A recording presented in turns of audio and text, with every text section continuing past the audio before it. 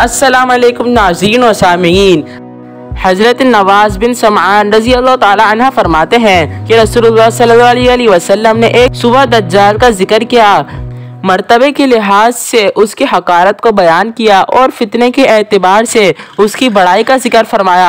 यहाँ तक कि हमने उसे खजूरों के झुंड में ख्याल किया, बिल्कुल करीब समझा। शाम के वक्त जब हम आपकी खिदमत में हाजिर हुए तो आपने फरमाया, क्या हाल है? हमने अर्ज किया, या रसूलुल्लाह, आज सुबह आपने दज्जाल का तज़किरा फरमाया।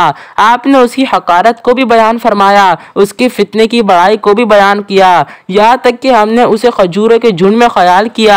आपने फरमाया, मुझे तुम पर दज्जाल से ज्यादा दूसरे फितनों का खौफ है। अगर दज्जाल मेरी मौजूदगी में आया तो मैं उससे तुम्हारा दिफा करूंगा, और अगर मेरी अदम मौजूदगी में आया तो हर शख्स अपने नफ्स का जिम्मेदार है और अल्लाह ताला हर मुसलमान का निगहबान है। फिर फरमाया, वो दज्जाल नौजवान होगा, घुंघियारे बालों वाला होगा और उसकी आग का ढीला उभरा हुआ होगा, काना होगा।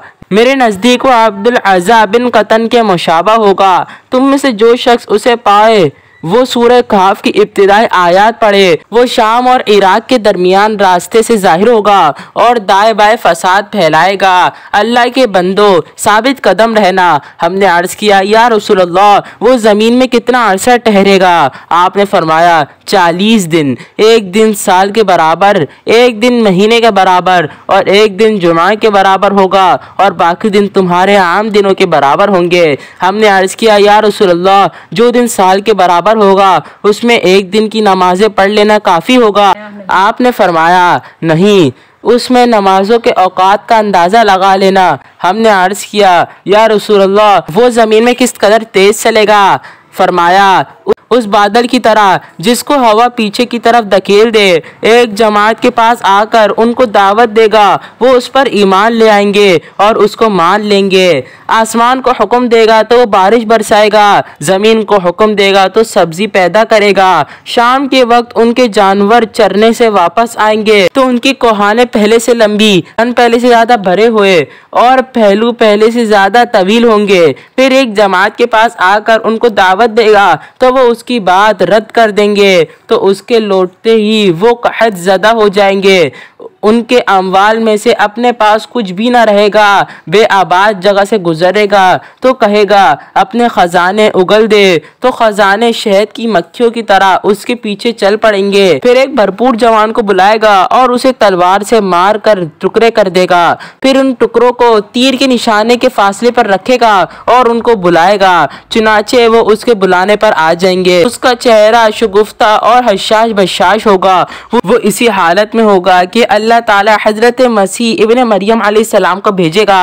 आप जामे मस्जिद दमश्क की मशरिकी मीनारे बेजा पर उतरेंगे और 2 रंग की चादरों में लिपटे होंगे। आपने अपने हाथों को 2 फरिश्तों के परों पर रखा होगा। सर झुकाएंगे तो पानी के कतरे गिरेंगे, जब उठाएंगे तो भी मोतियों की तरह कतरे गिरेंगे।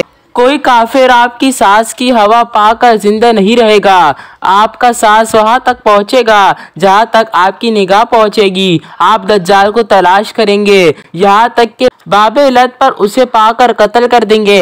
फिर हजरत ईसा इब्ने मरियम अलैहिस्सलाम उन लोगों के पास आएंगे जिनको अल्लाह ताला ने उसके फितने से महफूज रखा होगा।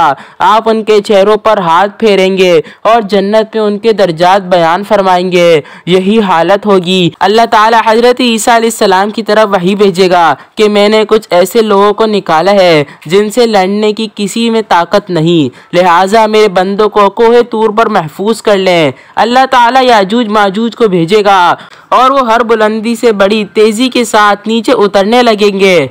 उनमें से पहला गिरोह बहीरे तिबरिया पर से गुजरेगा तो उसका तमाम पानी पी लेगा और आखिरी दस्ता गुजरेगा तो कहेगा, कभी यहाँ पानी हुआ करता था। अल्लाह के नबी हजरत ईसा अलैहिस्सलाम को आपके साथ ही महसूर हो जाएंगे, यहाँ तक कि उनके नज़दीक गाय की सर की कीमत तुम्हारे आज की 100 दिनार से ज़्यादा होंगी।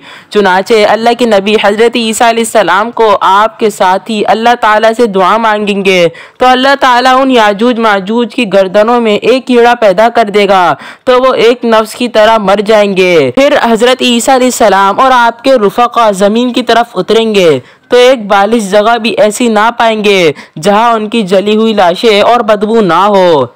हज़रत ईसा अलैहिस्सलाम माँ अपने रुफ़क़ा के अल्लाह ताला से दुआ मांगेंगे तो अल्लाह ताला बुख्ती ऊँट की गर्दन जितने परिंदे भेजेगा वो उनकी लाशों को उठा उठा कर जहाँ अल्लाह ताला चाहेगा फेंक आएंगे। फिर अल्लाह ताला बारिश बरसाएगा, हर कच्चे और पक्के घर हत्ता के तमाम ज़मीन को इस तरह धो डालेगा कि उसे आईने की तरह साफ करके छोड़ेगा। फिर ज़मीन से कहा जाएगा अपने फल उगाओ और अपनी बरकत वापस कर। उस दिन एक जमात एक अनार खाएगी और उसके छिलके से साया हासिल करेगी, दूध में बरकत हो जाएगी, यहाँ तक कि एक ऊँटनी का दूध लोगों की एक जमात को किफ़ायत करेगा और गाय का दूध एक कबीले को काफ़ी होगा और एक बकरी का दूध ख़ानदान भर को किफ़ायत करेगा। वो इसी हालत में होंगे कि अल्लाह ताला खुशबूदार हवा भेजेगा, वो उनकी बगलों के नीचे से गुजरेंगी और हर मोमिन और मुस्लिम की रूह कब्ज़ करेगी। उसके बाद बदतरीन लोग रह जाएंगे जो गधों की तरह सरे आम जमा करेंगे, उन्हीं पर क़यामत कायम होगी।